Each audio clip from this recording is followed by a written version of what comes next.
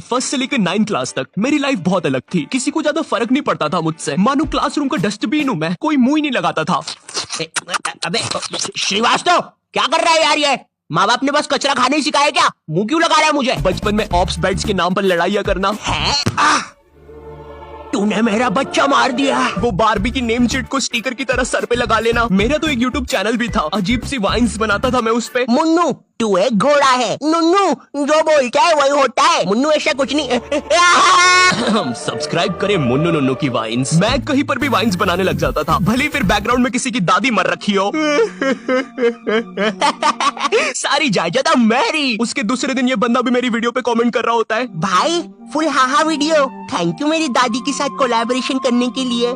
ओम नमः शिवाय। जिसकी दादी मरी है वो ये इस कमेंट को लाइक करो। जिंदगी बहुत मस्त चल रही होती है, लेकिन फिर 10th क्लास आ जाती है। 10वीं कक्षा, नो दोस्ती यारी, ओनली पढ़ाई। 10th क्लास के टाइम पर तुम्हारे मम्मी पापा को भी एकदम से याद आता है, अरे हमारा तो बच्चा भी है। अरे हाँ, किधर रखा है उसे? लास्ट टाइम तो कबर्ड में रखा था, भाग गया। 10th क्लास में ना तुम्हारे मम्मी पापा तुम्हारे पास आते हैं, इधर तुम तुम्हारे रूम में अजीब से काम कर रहे होते हो।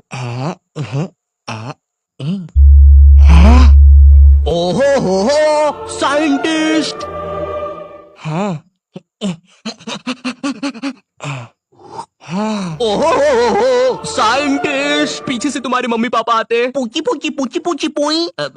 हाँ मुझे पता है मम्मी पापा के चलने की आवाज ऐसी नहीं होती। 10th क्लास में मेरे पापा भी मेरे पास आए थे। उन्होंने मेरे कंधे पर हाथ रखा, मेरी आंखों में आंखें डाल के देखा और कहा, ये सर पे बारबी की नेम शीट लगाना बंद कर। और 10th क्लास आ गई है, पढ़ाई कर लेना चुपचाप। हाँ? अब तो और अच्छा लग रहा हूँ। हगी मारू है, लकी मैन है, ककाशी सेंसेई। पढ़ ले चुपचाप। वैसे ये कर कैसे रहा था ऐसे? मेरा तो हो ही नहीं रहा।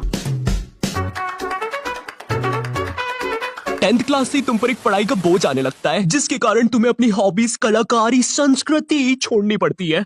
हाय रे, ये विद्यालय की शिक्षा और माँ बाप की इच्छा से ऊपर वाला ही बचा है। रिलेटेबल। तुम्हें अपने टैलेंट और हॉबी को दफना कर आगे बढ़ना पड़ता है, और उस समय तुम कुछ कर भी नहीं सकते, क्योंकि अगर तुम अपने मम्मी पापा को बोलोगे कि तुम्हें अपनी हॉबी पे करियर बनाना है, तो तुम्हारी बात हवा में उड़ा दी जाएगी। मजाक नहीं है, ये सच में उड़ा देंगे।